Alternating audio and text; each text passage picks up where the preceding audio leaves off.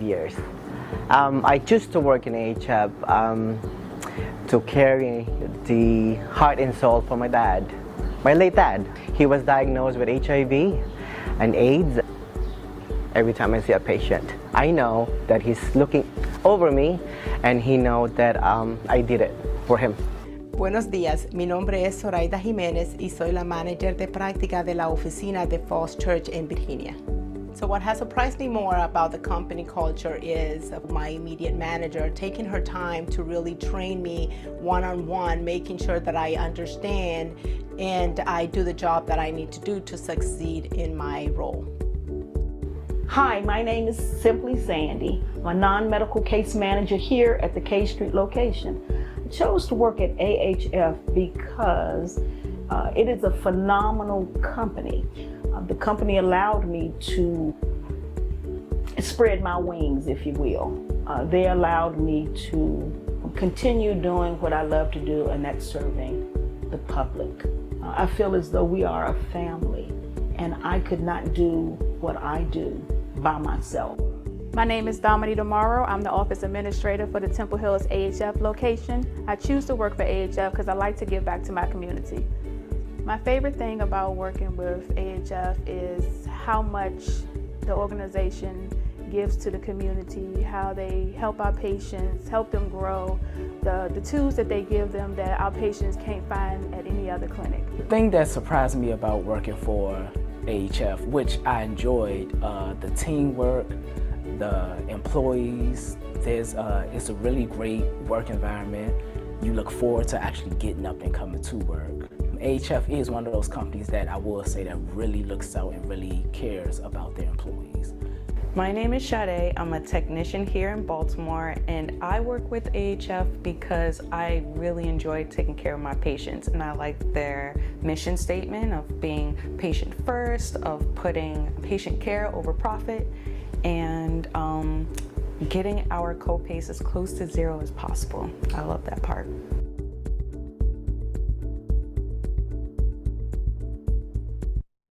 The average baseball stadium holds about 50,000 people, enough to fill a dance floor the size of a New York City block. It was also the number of people in the US who became HIV positive every year since 2003. Then, something happened. One by one, we said, enough is enough.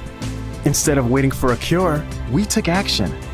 We got tested and retested. We talked to each other, and we talked to healthcare providers about HIV prevention options. People living with HIV started treatment right away and stuck to it, which can prevent the spread of HIV through sex. New infections went down, but we still have work to do. So let's all do our part and keep fighting, because together we can all help stop the virus. Find out what you can do at helpstopthevirus.com.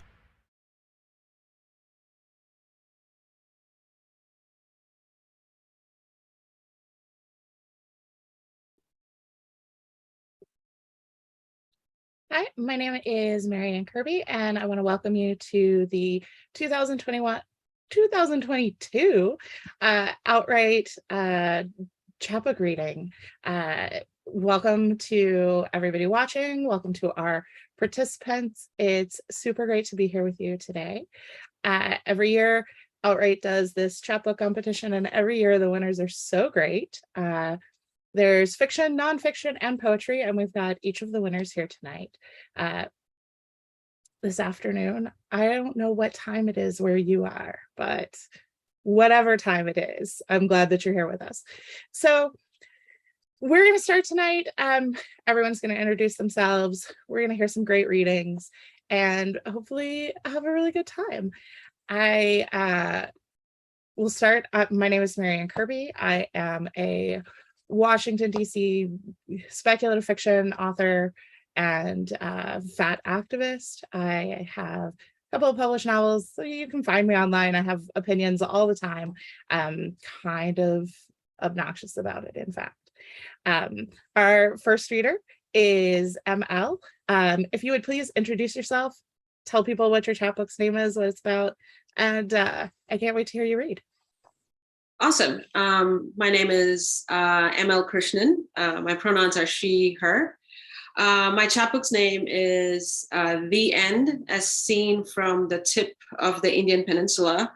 And it's sort of it's about endings and beginnings, in terms of characters rooted in the Tamil Nadu landscape. And it's a weird little chapbook, and I'm so thrilled that I won. And I'm really excited to be here. So that's a little bit about me. Should I start reading? How does this work? Tell us what you're going to read tonight. Are you reading from the chapbook? I am reading from the chapbook. So I'm reading 3 different pieces from the chapbook, and they sort of relate with one another, and they involve, well, I'm not going to actually give away what the pieces are about, but I'm reading 3 different pieces from the chapbook. Right. All right. Yeah, please kick us off. Awesome. All right. So the first piece is called A House Needs a Reason to Turn. A house needs a reason to turn. In this city, buildings shifted into grandmothers. One day, it was your sublet with a kerosene hob, a prayer away from setting the whole colony on fire. Now, it's her. This river mud smell, her wedding anklet girdling your neck in an electrum vice, the crest of her nose beaking through the stairs, the walls now armored with her toenails, a jaundice-hued plasma furrowing canals through your bed, through the kitchen. Is that her pet gecko on the stove? You wonder. It darts up your arm and into the basin of your mouth, chirping her name, then yours. Now we move on to the next piece. 6 steps toward consecration. Step 1, once full. It began when she was seen that afternoon. But perhaps it began even earlier, when she survived her own infanticide, when the milky latex traveled down the conch of her baby throat and she swallowed it hungrily, gurgling at her mother for more, still more. She was born in the southernmost tip of the southernmost state of the subcontinent, where the land was parched skin that cracked and bled and stained the soil a deep cankerous red. Perhaps it began with the question of her differential survival, of heritable traits mutating over time, but perhaps it was none of these things at all. Step 2. Some kind of libation. That afternoon, heat and light rippled together in waves that rent the stifling air. It began when a tall, brittle husk of a girl was spotted quenching her thirst on the poisonous sap of the fire stick cactus. Its sugars, oils, tannins, alkaloids congealing into an opaline emulsion against the curve of her throat, against the fibrous loop of her tracheal rings. Step 3. The hall of the womb. News of this event spread through the town where the girl was last seen. The townsfolk lurched out of their habitual torpor with an energy that shone with an unpleasant radiance. They sounded the bells, the drums, the cymbals, and the loudspeakers, booming warnings between devotional songs, ritual gossip, and cheap film music about the pay in their midst, the ghoul that would snatch the menfolk away from their lives of ordinary solidness, transporting them into a foul vacuum filled with blood-soaked spite and virility.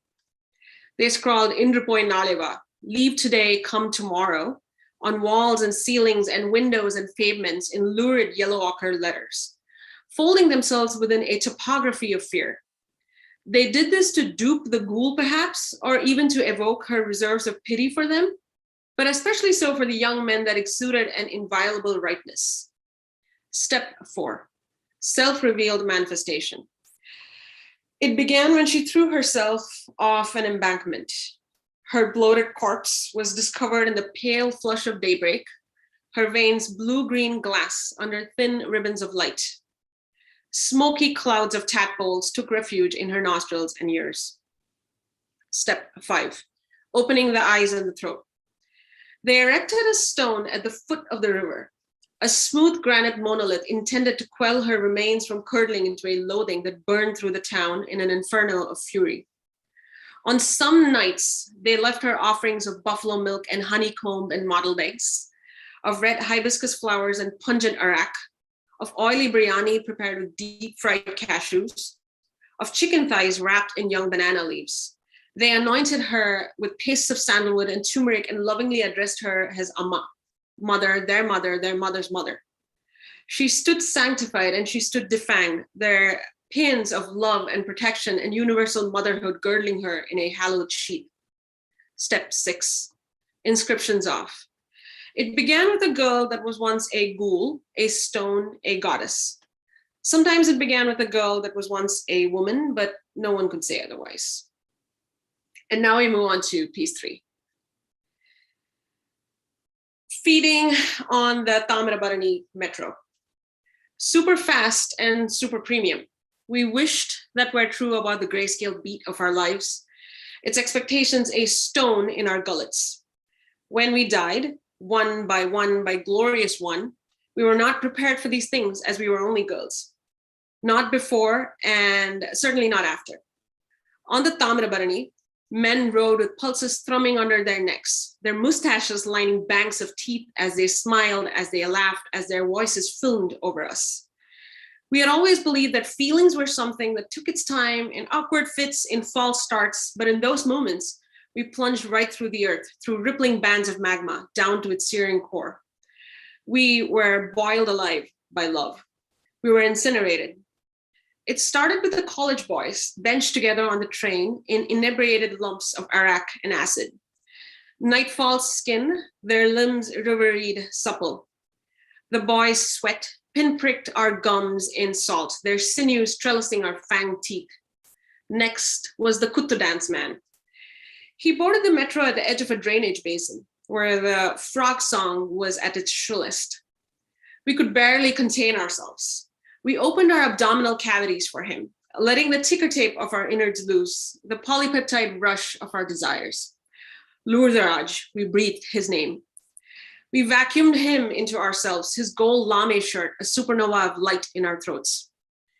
Then there was the cavalcade of married men who were all the same. Safari suits, hair retreating back into their follicles, mouths livid with betel nut. We held them firm between our thighs. We bloodlet ourselves into their areca red lips as we kissed them goodbye, as we stretched our mandibles over their now lifeless torsos. On the Thamirabarani, we were a consumption. We ate just as we had once been eaten. We ate as though the entire world with its shorelines and crags and oceans were an amma, as though even that would not be enough, never be enough. That's it.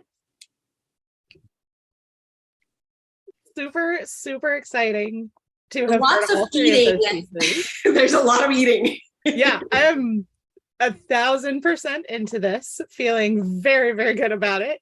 I really also appreciate how there's like such a clear sense of movement in all 3 pieces, like progression, right? I love that. That's always super great.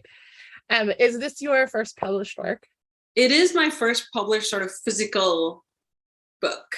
Yeah. So it's very exciting. And it also comes on the heels of me sort of winning a McDowell Fellowship. I won that fellowship and then, yes, and then this happened. So I'm sort of writing the moment, as it were. It's all a blur and it's yeah. That's excruciatingly exciting. I am so stoked for you. Do you have anything like new and cool coming up that you can tell us about, like things you're doing? New and cool things. So, well, the McDowell, I will be there at the end of the year. This and I think that's it right now for me in terms of there's a lot of percolation happening and there's a lot of writing happening at the end of the year, but yeah, the fellowship is the newest and the coolest thing. I'm also heading to Malay Arts in a couple of days, so I won that fellowship and so I'm heading there in a couple of days, so super rad. It's a lot. What I'm hearing is now is a good time for people to get on your calendar. Yes, you caught me at the right time before I sort of, climbed on a plane on Monday. So it's perfect. Yep. If people want to follow along with your adventures, but also, for news about more projects on the horizon and what you're doing next, where can people find you online? So you can find me on Twitter. It's EMEL Krishnan. That's my Twitter handle. I should probably type it in.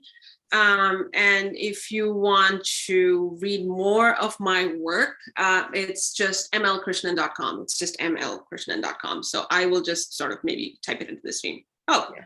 Never mind. We got people for that. On it. Very fancy. Very fancy. Right. Thank you so much. Congratulations on Thank you. And thank literally you. all of that. That's so cool. Are you going to hang out with us for the rest of this reading? I'm going to try and hang out with you for the rest of the reading. Okay, Seriously, thank you so much for this honor. I can't believe I won. I don't win anything. So winning something is just like, what? I don't think you can say that anymore. Not anymore. True. But yeah, thank you. This has been amazing. So glad we could be part of this with you. Great. Thanks. Thank you. That is our super amazing fiction chapbook winner. I hope y'all are ready for our very cool nonfiction chapbook winner. Max, if you want to introduce yourself to everyone. Yes. Thank you, Marianne. Hi, everybody. My name is Max. I use he, she, they pronouns in no particular order. So call me whatever you want, as long as you call me. Thanks. My chapbook is called A Study in Ourselves. It is a very cool hybrid little speculative nonfiction memoir. So I like to introduce it as, it's technically my journey into life from my childhood to my queer coming of age. But then it also goes beyond that to like my death and what will happen if I become a porn star and various other interesting alternate universe things, very inspired by a lot of the films happening right now. That's my chapbook. Yeah. That's fantastic. What are you going to read for us tonight? Yeah, so I'll be reading the first sort of two pieces within the book. I hesitate to call them essays because essays sound like they have like a proper structure and all that. It's a little more lucid. But yeah, I'll be reading the first two pieces. The first is titled Secrets, but it's actually in Chinese. So it's, as in the title is in Chinese, not the piece. The title's in Chinese. In Mimi in Chinese, and it's titled Secrets. And then afterwards, I'll be reading a different piece. So I'll introduce that as it goes. But shall I start? Yes, please. Okay, here we go. So Mimi, or Secrets. I store the secrets of my body somewhere in the area between my neck and collarbone. When I meet someone new, I put my hands beneath my broad chest, palms up, and push my saggy breasts upwards like it was a gachapon machine ready to dispense a secret in fortune cookie paper, coiled tight to prevent peeking. I like to imagine my body was controlling the conversation, a candid but curatorial level designer in a video game. There are too many things I am that can rub people the wrong way. So I learned to stay complex. Imagine my throat as a 15-story shopping mall that requires repeat visits. It is an act of protection. Only those who have bothered to walk the basement hypermarket and the adult toy shop hidden in a corner will be allowed to submit an application form for friendship, subject to approval by my brain. It is usually the men that get expunged first. They don't understand how I could be so round. I think they are too used to conversing with man-looking folk with deliriously repetitive topics like fitness regimes and the 2 years they squandered in national service. Speaking to a fat person was like running up a squishy brick wall. I once spent a 30-minute train ride eavesdropping on a man describing his diet and fitness plan over the month to another while trying to read a book of queer poems. I wasn't distracted by his bland enthusiasm for bodybuilding, set to a scratchy voice that was neither deep nor high, resonant nor melodious. A man as plain as untoasted, soon to expire gardenia bread. I wondered if I could ever have a proper conversation with someone like that. A man bound to be son, mentor, and father, sights set to a deflating resolve. Once, over lunch, a cis male friend who frequents the gym asked if I had gotten a health screening to determine if my fat processing system was faulty. I have not lived a day with a flat stomach. That's where it goes, generally. Like my fats were constructing their own anthill with inescapable paths. I looked at his sad, inopportune smile and wondered how I could look like a malfunction. Sometimes, I don't need to lug my body into the conversation. The auntie who cleans the common areas of my block asks me routinely whether I have exercised, to which I revert sheepishly, as if I should be ashamed that my feet do not traverse sufficient ground on an island with nowhere to run, or my arms do not swing wildly enough in a society that requires me to keep calm. Look, frail folks, I believe I have the metabolism of a teacup. Then others are swept away because my hands leave a resounding twinkle as they move. I imagine my fingers were like the tail of a highly reflective fish, shedding organic sparkles in their wake. What gives it away is usually the makeup. I once went to a hospital smeared with red-hot eyeshadow to the blank stares of elderly women who paled with bones. I think they were jealous they could not look that gorgeous with their skin tones. Nurses giggled in the background at the boy who thought he could be pretty. Now I make sure my makeup blends in a little bit more. But that does not stop the middle-aged women on the bus from covering the eyes of their children as they walk by me, as if I was a beautifully cursed painting that could wreck the family with a single cuss word. Oh, to be perceived with that much power and to share this imaginary chokehold with the people who have learned to pay compliments to the richness of the femme. If I were them, I'd choose to make friends with a limp-wristed meat shield in case a real societal threat boards the bus, like a man who always answers with a violet violence. If my fat body could be a canvas, that's the best use of a body doomed to the biology of rot. Look at me, so you can look through me. I have learned to err on the side of caution, by which I mean my kinship with caution is so tight, I feel her stroking my leg hairs into their flat places. Some folks are worth embodying, mimicking, calling close, until the relationship seems are split apart by force. Those are common tragedies, the omens of conclusions. I have lived enough to know that pinky swears are always conditional. Nothing can be stable enough to never develop cracks. People look like deep breaths. It is whether I choose to stay in the warm, humid spaces between their thighs or bite into the delicate skin until they yelp and I drop, head first, into a free range with fences worth raising. Until then, I'll be collecting stones and snow. Yeah, that was the first piece. Thank you so much. I'll be moving on to the next excerpt.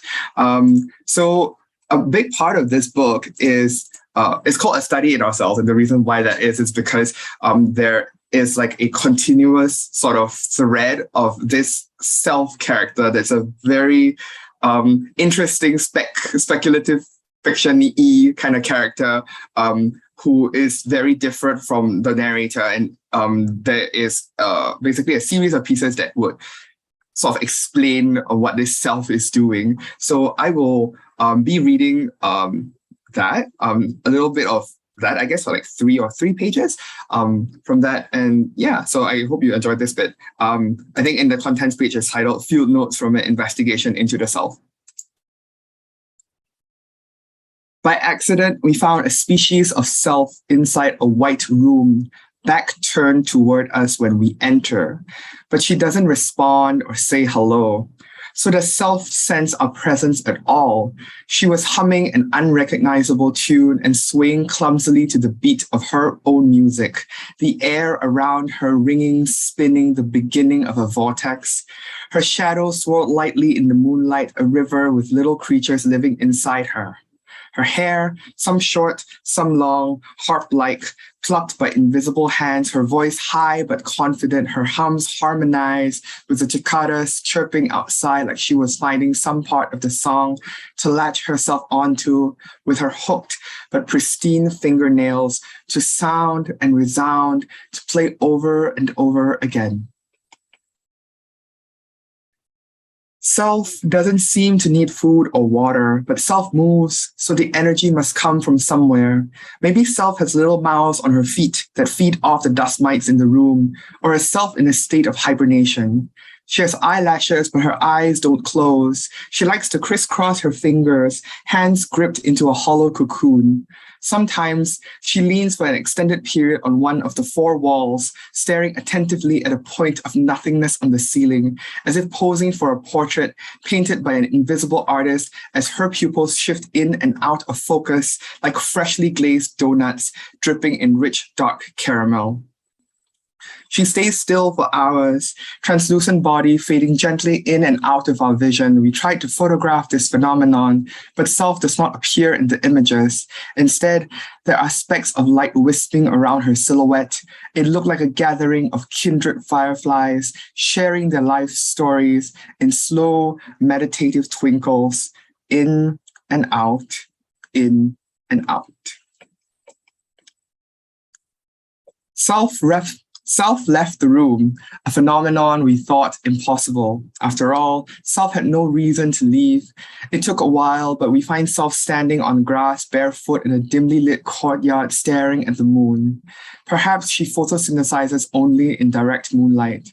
Her face looks rounder and plumper today. She skips with large strides on the grass. The courtyard is the size of a hill, and there is wilderness beyond the demarcated concrete when it gets darker. Self stretches and lays down on her side next to a lone flower. She poises herself horizontally on the ground, reminds us that she has no bed within those white walls. We see the earth cradle the soft contours of her small belly. The flower's stigma bows to kiss her on the cheek, and Self seems to really like that. Yeah, thank you. That's the end of my excerpt. And the Self story continues on. It's only 3 out of, I think, 9 pages of the Self story. So if you're interested in all that, please do feel free to pre-order the chapbook on the Neon Hemlock website. Yeah. Really, really enjoyed that. Super love the first piece especially. And I'm really looking forward to finding out how the rest of the Self story goes as well. Yeah. So excited always to see fat representation in literature. So super excited to send that to a million people as well. Do you have is this your first publication, or do you have other stuff that's out? Yeah, I think similar to ML, this is my first print thing. It's really funny because I think I'm still doing my undergraduate in creative writing. So this is I'm in the middle of my undergraduate career. So this was a really great surprise. Like ML said, similar to ML, I guess, I have never really won anything so big before. So yeah, I'm really thankful. And also the funniest thing is that I'm most of the time a poet. This is my first nonfiction foray, and it just so happens that it won. So yeah, I'm really thankful to the team for organizing this and for selecting me as a winner. Yeah, I still can't believe I'm pinching my cheeks every day. My fat, beautiful cheeks. Yes.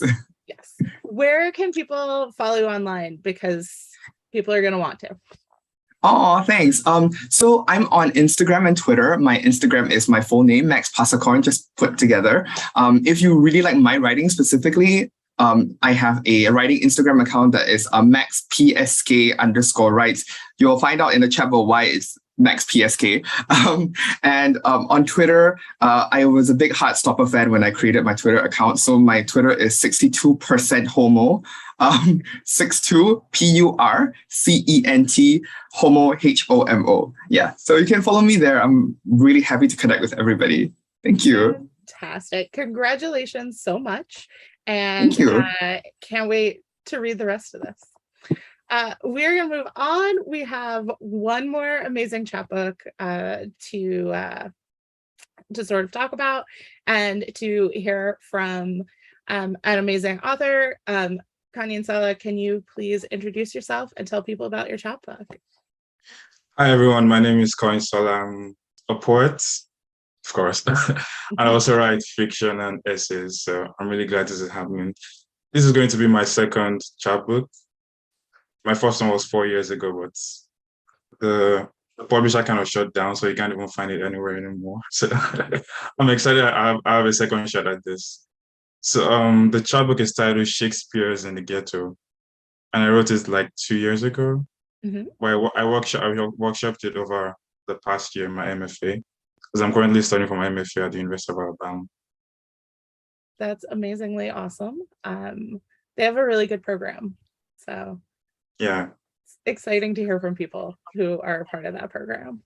What are you going to read for us? So I'm going to read 3 poems.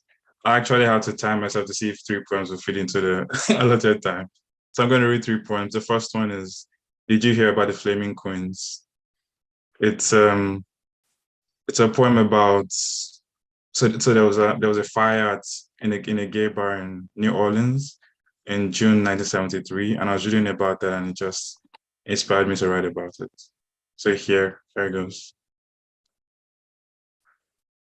Set its mini timer. Second timer for 8 minutes. Did you hear about the Flaming Queens? Can you hear me? I think I'm muted. Am I muted? Okay, I'm not muted. Thank you. Did you hear about the Flaming Queens? June 1973 in New Orleans. How they dared to dance, to laugh, to sing. How they dared to make music of these glowing streets. How they dared to wear the night on their bodies like it was their birthright. Like God herself had poured all her beauty into them and named them her most beloved. You should have seen them, sweet and forever so. Ageless monuments of the sacred 70s. Irreverent icons upholding the queer gallantry of the South. Mulberry lips, Revlon musk, Motown on the dance floor. Come, feel the love glut in the room.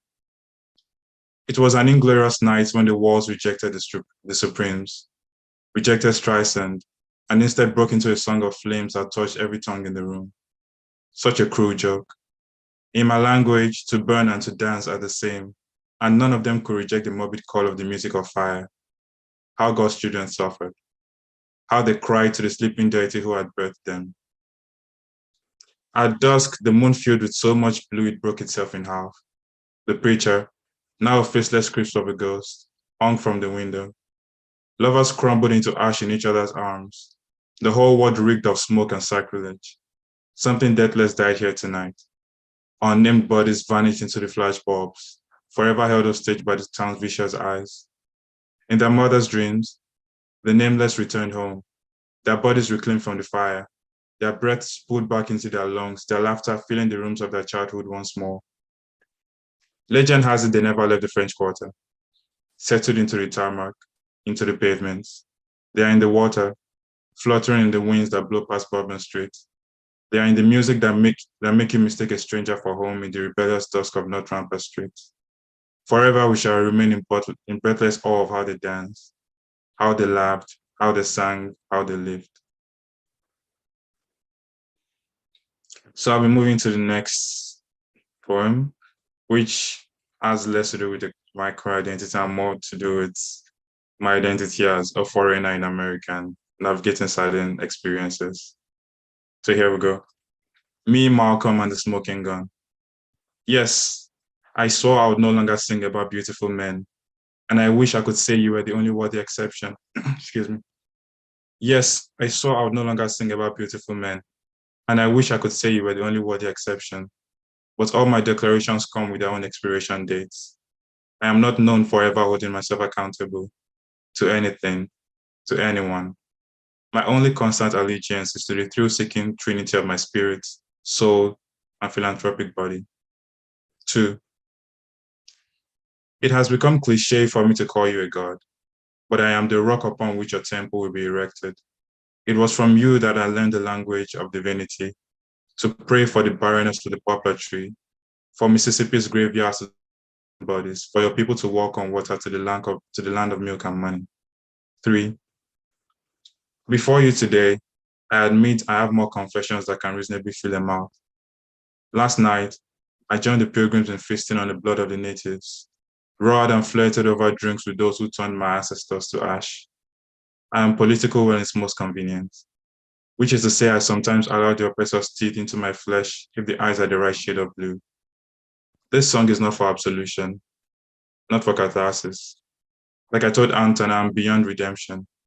This is me seeking ways to be the modern minority, to avoid daylight execution, death by the smoking gun.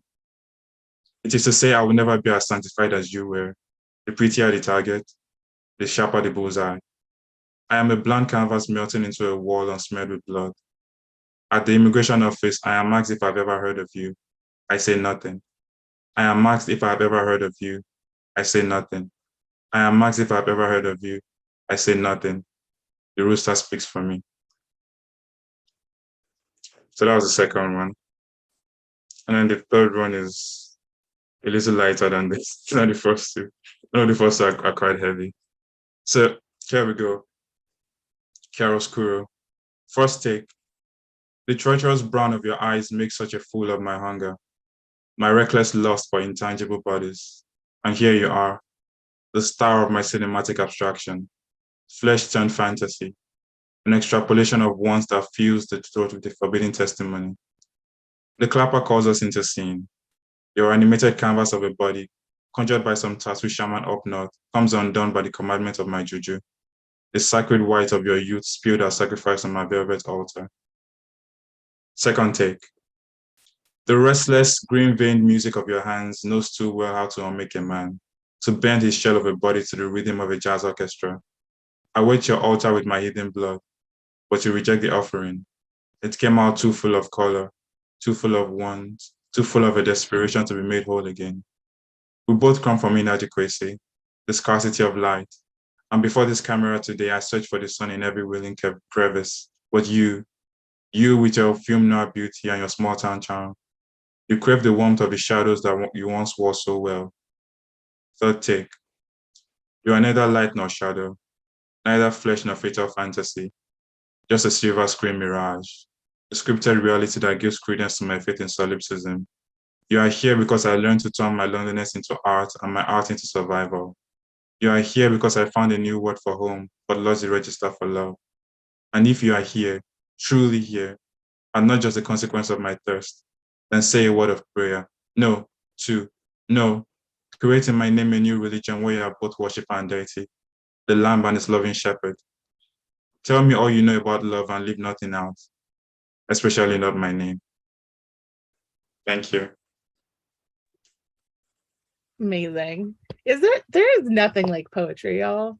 It's so good. And thank you so much for reading those three pieces. Like, yeah. So good. Oh God, I hope I didn't go beyond the time. Okay. I have to check to see if I went beyond the time. No, you're good. I'm so glad that that you read all three of those. Those were incredible. Is this your first? Well, you said you had another chapbook. Is this it for your publications then? Is this the Yeah, so this will be the second one. the second one? Yeah. And I'm always working on so many things because especially since I started my MFA. So for instance, I'm currently interviewing with agents because I have a novel manuscript right now. Oh, So I'm trying to, yeah, so fingers crossed. I'm just trying to get so much done. So this happening is like a huge deal for me. oh, I'm super excited to hear about that. And for other people who are also excited and who want to sort of follow along and hear about new things coming out, where can they find you online? Oh, so I'm usually on Twitter, Instagram. I think everywhere I have the same username. So it's at Kanyen, Kanyeeen, Kanyeeen, 4 E's. 4 E's. Okay. Yeah. And hopefully we can get someone to put that in the chat for people because that's fantastic. I am so excited that I got to be here and listen to all three of you. Congratulations so much on your wins. Like, I know both ML and Max have said that they don't win things, but obviously I'll win great things with amazing work, all three of you. Do you have anything you want to share with anybody? It's always so weird, right? Because you can't ever see the people watching. It's just like this screen, and it's like I want to talk to everybody and ask them a million questions about what they what they're working on now, but we're always so time limited. So as we have a couple of minutes, Is there anything that you want to say about your work or about literally anything? Because we have a couple minutes.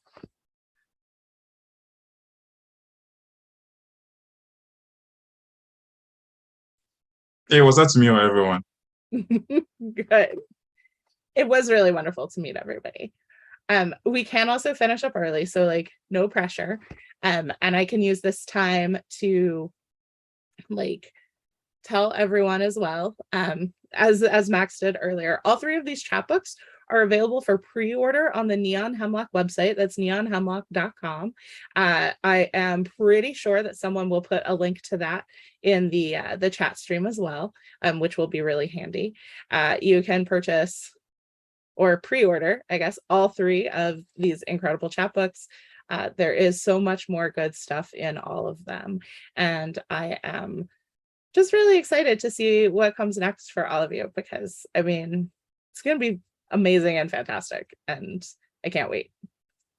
Thank you all so much for being here with us tonight, both our viewers and our incredible winners. Congratulations, y'all. Thank you so much.